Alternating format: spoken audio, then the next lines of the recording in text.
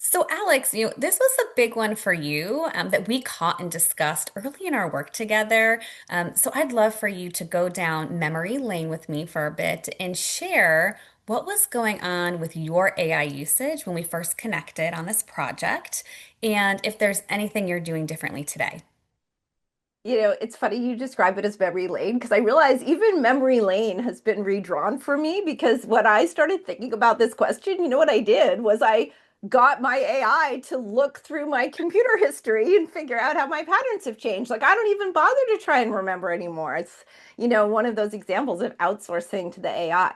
But what that look showed me is that kind of coincidentally, just around the time you and I started working together, my AI usage went from a modest, 4 to 8 hours a day to a perhaps exorbitant like 10 to 12 to 14 I was hours just a gonna day. say, I'm pretty sure I heard you say 14 at one point.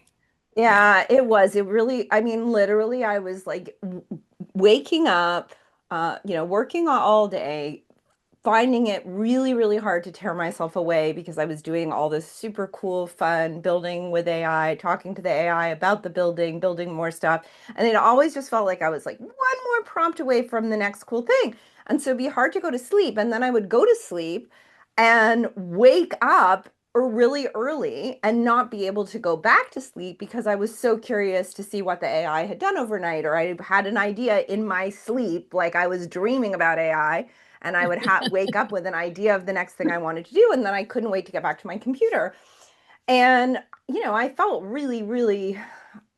I do wonder what would have happened if you and I hadn't been working together during that period. I'd like to believe some other disruptive moment would have come along, but I remember talking to you in the middle of that kind of AI bender and saying I'm having such a hard time unplugging, and you were the one who said, "Well, you are getting a dopamine hit from each of those moments."